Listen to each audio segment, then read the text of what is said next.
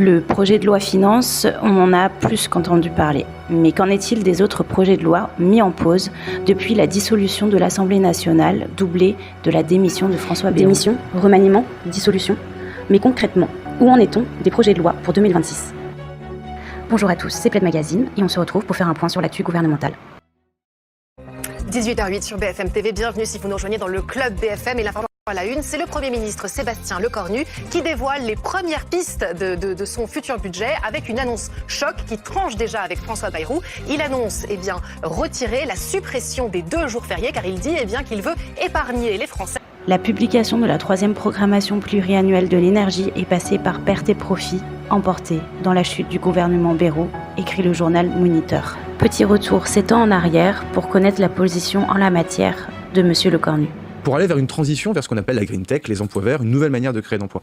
Ok, performance énergétique, ok, création d'énergie nouvelle. Derrière, il y a aussi une finalité voulue par Emmanuel Macron, c'est la création d'emplois. Urgence à agir, puisque le réchauffement climatique est une réalité qui s'impose à la planète et que d'ailleurs plus personne ne conteste. Alors qu'il y a encore quelques années, on avait beaucoup de climato-sceptiques qui venaient dire ici ou là que tout ça n'était qu'un fantasme. Mais il y a urgence à agir, on n'agit pas. Urgence à agir, c'est on n'agit pas. Complètement ce que fait la France. La COP21, vous l'avez rappelé avec l'accord de Paris, avec un engagement important qui est de limiter le réchauffement climatique en deçà de 2 degrés Celsius par rapport à la période pré-industrielle. Puis on le voit bien, depuis 6 mois, avec l'élection d'Emmanuel Macron et le nouveau gouvernement, avec la déclaration. Et 7 ans plus tard, le nouveau gouvernement, c'est lui. Soutenu par les syndicats des énergies renouvelables, un communiqué de presse daté du 10 septembre 2025 tient néanmoins à alerter sur le fait que l'absence de publication de la programmation pluriannuelle de l'énergie maintient l'ensemble des filières renouvelables dans une profonde incertitude. Par ailleurs, la PPE2 actuellement en vigueur ne permet pas la mise en œuvre du discours de Belfort aussi bien sur l'éolien en mer que sur la relance du programme nucléaire. La publication rapide de la PPE3 est donc cruciale pour apporter des visibilités aux filières et garantir la sécurité et la souveraineté énergétique de notre pays. Réforme de l'audiovisuel public, enjeu budgétaire, enjeu de gouvernance pour un média public de demain.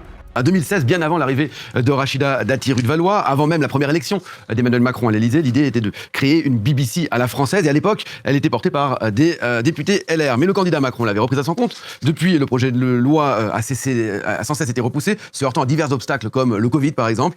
Et il est finalement repris dans une proposition de loi d'un sénateur qui a décidé de porter la ministre de la Culture.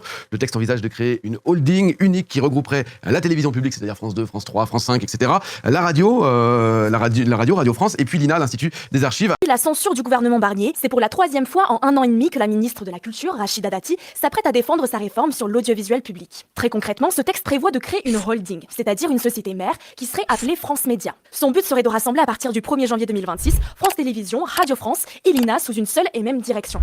L'État en serait actionnaire à 100% et tous les 5 ans, un PDG serait nommé par l'autorité de régulation et de la communication audiovisuelle et numérique, dit l'ARCOM. Mais pourquoi cette réforme est jugée indispensable par Rachida Dati? Eh bien, selon la ministre, ce serait à cause d'un contexte très concurrentiel avec les chaînes privées. 26 chaînes privées, des groupes privés qui se structurent et s'organisent, et qui rassemblent leurs forces face à un audiovisuel public très dispersé. Le but est donc de rapprocher les médias pour les renforcer. Une proposition qui a provoqué une indignation de la part des journalistes. Selon eux, elle s'apparenterait à la renaissance de l'ORTF et limiterait la diversité de l'offre médiatique. Mayotte a un sujet sans doute très épineux auquel va devoir se frotter le nouveau Premier ministre Sébastien Lecornu.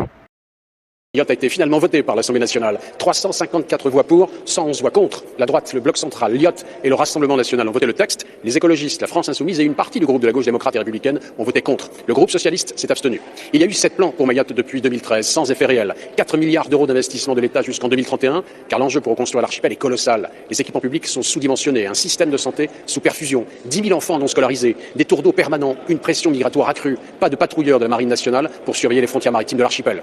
Une réforme du cadastre qui reste à faire. Sur la convergence sociale, il y aura bien un alignement du SMIC d'ici le 1er janvier 2026, mais le dispositif de la LODEOM qui permet un allègement des charges patronales ne sera appliqué qu'à partir du 1er janvier 2027. Reste maintenant à vérifier si ces 4 milliards d'euros promis seront bien inscrits dans la future loi de finances 2026. Autour du Sénat, de refermer cette séquence législative, le vote du projet de loi de refondation de Mayotte est prévu ce jeudi matin. Sorcier sur les principes. Lorsque vous faites une restriction du droit de sol à Mayotte, c'est toute la République que vous mettez en danger. Et je vous préviens, monsieur, vous ne devriez pas jouer aux apprentis sorciers sur les principes fondamentaux de notre République. Liberté, égalité, fraternité. C'est ce qui fonde ce que nous sommes. Et sans le droit du sol, monsieur Darmanin, il n'y aurait pas de député ici qui s'appelle monsieur Ciotti. Il n'y aurait pas de député qui s'appelle monsieur Jacobelli. Il n'y aurait pas de député qui s'appelle madame Mouchtou. Il n'y aurait pas de député qui s'appelle Djenaba Diop. Et nous sommes toutes et tous des enfants de la République. J'en ai assez d'entendre la gauche donner des leçons, se prendre pour le camp du bien, de l'humanité, de la générosité. Et j'en ai marre que la gauche me renvoie systématiquement à mes propres origines. Et alors quoi? Parce que je suis issue de l'immigration, il faut que j'adhère à vos thèses et à vos thèses angéliques sur l'immigration. Et des extraits vidéo qui annoncent des débats houleux et mouvementés pour le nouveau Premier ministre. Avec un prochain salon prévu du 21 février au 1er mars prochain, M. Lecornu ne pourra néanmoins pas contourner cette proposition de loi visant à lever les contraintes à l'exercice du métier d'agriculteur. Et puis une loi décriée poursuit, elle, son parcours législatif. La proposition de loi du plomb entre les mains de 7 députés, 7 sénateurs, commission mixte paritaire qui se réunissent lundi. C'est ce texte qui est destiné à lever certaines contraintes pour les agriculteurs. Son volet environnemental pose question. Il prévoit de relever des seuils d'autorisation pour les élevages intensifs, de faciliter le stockage de l'eau pour l'irrigation des cultures. Sa mesure phare, c'est la réintroduction d'un pesticide interdit en France depuis 2018. Et pour nous éclairer ce matin, nous sommes en ligne avec le chercheur Marc Billot. Bonjour, merci beaucoup d'être avec nous ce matin. Vous êtes notamment directeur de recherche émérite au CNRS, chercheur au Centre de recherche en cancérologie de Lyon. Merci encore d'être avec nous. Quel est donc ce produit qui fait polémique, cet acétamipride, ce pesticide de la famille des néonicotinoïdes qui est interdit en France depuis donc plus de 7 ans? Bonjour, merci pour votre invitation. Donc, comme vous l'avez dit, l'acétamipride est un pesticide qui appartient à la famille des néonicotinoïdes, une classe de pesticides qu'on connaît bien, qui, dans la grande majorité, ont été interdits. L'acétamipride, comme tous les pesticides de cette famille, est toxique pour les insectes ravageurs, mais il est aussi toxique pour les insectes pollinisateurs, et en particulier les abeilles. Et donc, il représente une vraie catastrophe pour les apiculteurs, mais il est aussi toxique pour une grande partie des insectes et des invertébrés. Donc, il a des conséquences nocives aussi sur les oiseaux, les amphibiens et les poissons. Donc, c'est une vraie substance toxique pour la biodiversité. L'acétamipride est aussi un produit, et c'est sans doute parmi tous les néonicotinoïdes, le produit le plus dangereux pour la santé humaine. Et nous reviendrons bien entendu sur des points focus dans d'autres vidéos, sur certains points des projets de loi qui nous intéressent plus particulièrement en rapport avec les droits humains ou les libertés fondamentales en général. Un 6e point qui sonne comme un bis repetitas tous les ans à la rentrée scolaire et qui n'est autre que l'antisémitisme dans l'enseignement supérieur.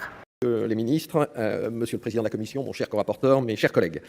La proposition de loi que nous examinons aujourd'hui n'est pas un texte ordinaire, ainsi que vient de l'exposer mon collègue et co-rapporteur Pierre-Antoine Lévy, en termes forts et nécessaires.